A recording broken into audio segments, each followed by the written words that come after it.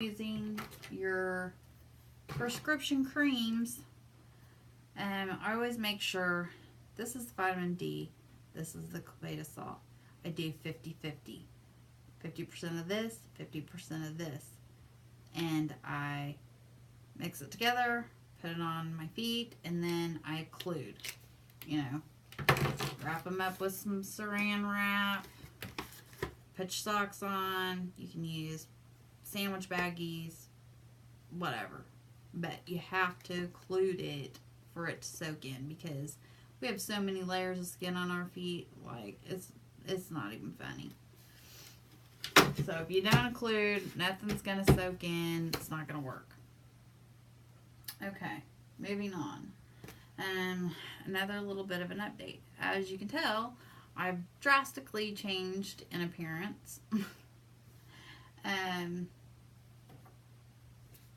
have, most of my hair is like this, and I've been outside today, so it's really showing pretty good. I actually, I got plaque psoriasis, and it's so bad, like no one wants to touch my scalp. I don't even want to touch my scalp. But to top it off, I mean, really, you're going to put chemicals on raw sores on your head? Not a good idea. So I got the all natural gray hair. One of the things, my hair all over is pretty much like this. Like, it's just broke off. It's thinned out. And that's because my next medication choice was methotrexate. I did oral pills until week 6, and then I had to come off for a couple weeks because I got a stomach bug. And when I went back, I asked for the injections. So this week I did my first injection. So inevitably, I lost my hair. I don't know if you're gonna lose your hair. Some people don't, some people do. I did. A lot of biologics cause hair loss.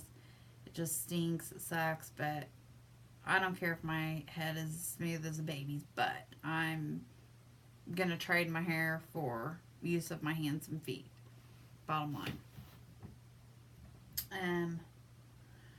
So I'm doing the methotrexate right now. You can tell it's kind of full in the back, and that's just kind of a trick. I use clip-in extensions, and I still have quite a bit of hair in the back, amazingly. So I have enough to put the clip-in extensions in, and then use a little clip.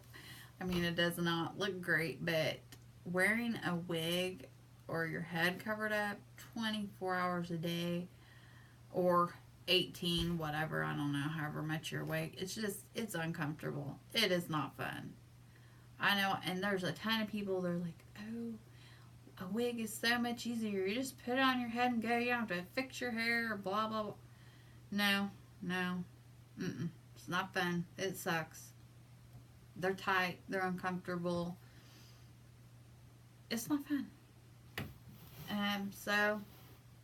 But for some of us, it's kind of medically necessary. I suppose I could just go around looking like this, but it wouldn't help my self-esteem any. And my self-esteem is just, when you go through like this, when you go through a chronic illness and you go through so much. I'm sure a lot of you have went through it too.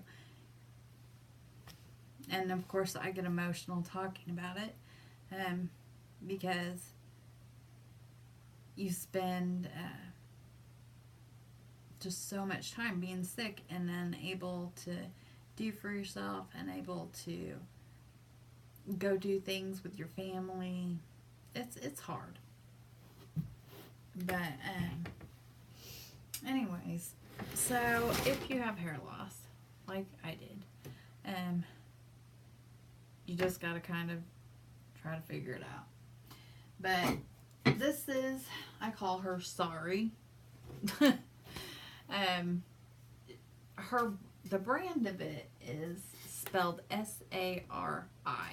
And it's actually a company that sells kosher wigs, and it's pretty popular in the Jewish community.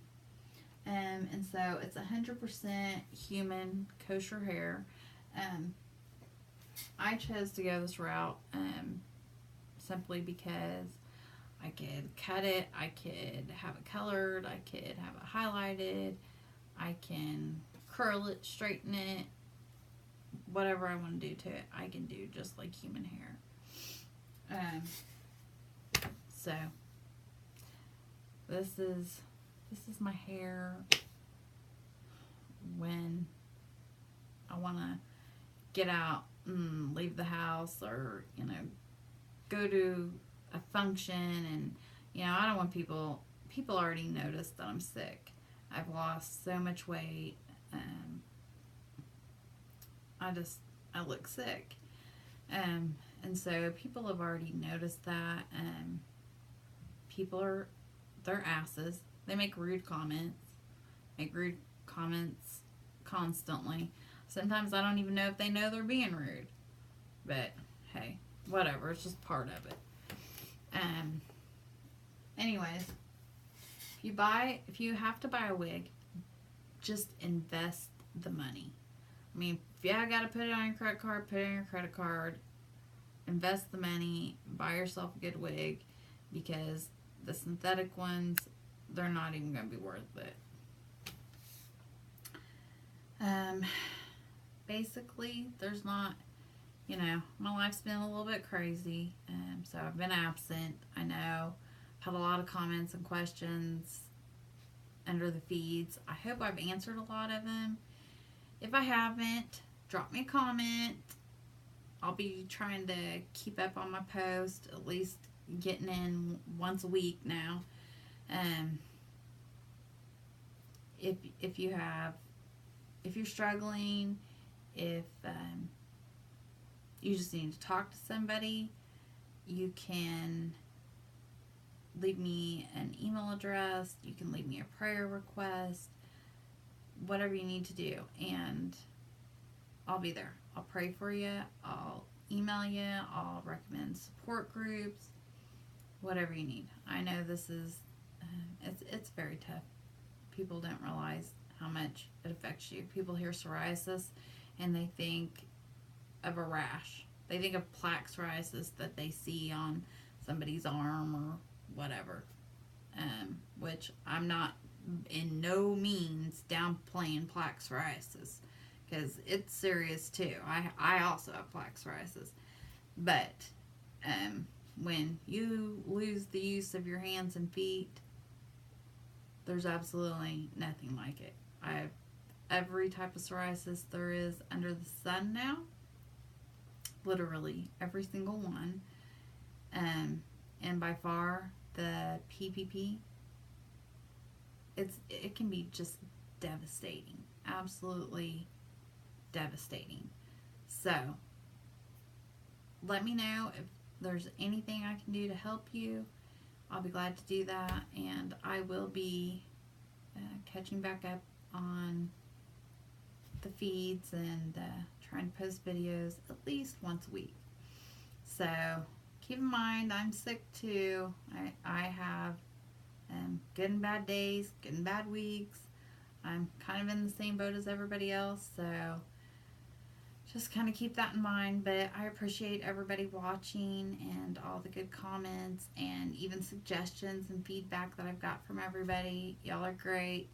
So keep watching, subscribe. So we'll all hang in there and do this together. Thanks for watching.